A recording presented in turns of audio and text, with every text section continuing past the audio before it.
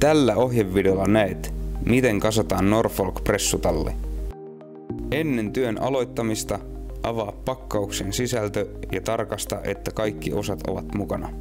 Työn sujuvuuden helpottamiseksi voit joko ryhmitellä osat numeroittain tai hahmotella rungon osat kokoamisjärjestykseen.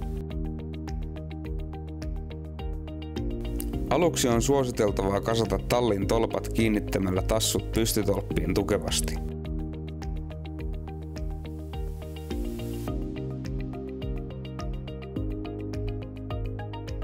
Sen jälkeen tulisi kasata tallin toinen sivu kiinnittämällä tolpat T-kappaleilla kaariputkiin sekä harjaputkiin.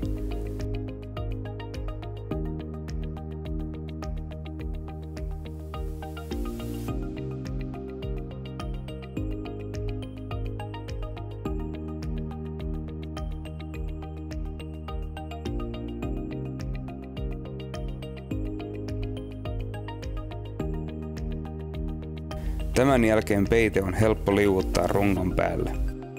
Ennen peitteen avaamista varmista vielä, että runko on suorassa tallin haluttuun sijaintiin nähden. Pura peite paketista ja avaa se varmistaen, että peitteessä olevat reitetyt liepeet ovat alaspäin ja tulevat tallin sisäpuolelle. Varmista myös, että liepeet kulkevat tallin pituussuuntaisesti.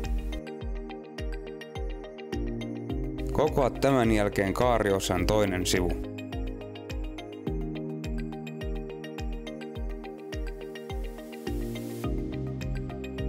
Nyt pystytolppien asentaminen on helppoa. Viimeiseksi tulee kiinnittää päätyjen vaakaputket kaariputkien keskivaiheella oleviin reikiin. Peitteen kiinnittäminen runkoon tapahtuu pakkauksessa mukana olevilla kumilenkeillä, jotka ovat hyvä kiertää putkien ympäri 2 otteeseen. Tämän jälkeen kiristä peite rungon ympärille sivuilta ja päädyistä.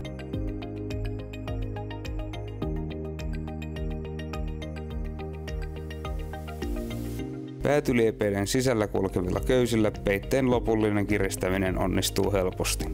Huomioi, että liepeen tulee ulottua noin 10 senttiä rungon yli, jotta talli pysyy roisketiiviinä. Päätypeitteiden kiinnittäminen tulee aloittaa keskikohdalta. Muista varmistaa, että päätyjen vaakaputket sijoittuvat pressun sisäpuolelle. Päätypeitteet kiinnitetään runkoon pakkauksessa olevilla kumilenkeillä. Kumilenkit antavat tuulessa periksi ja pidentävät peitteiden käyttöikää.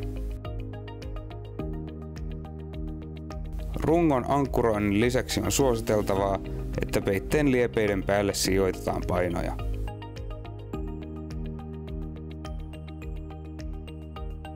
Kiitos Norfolk-pressutallin valitsemisesta.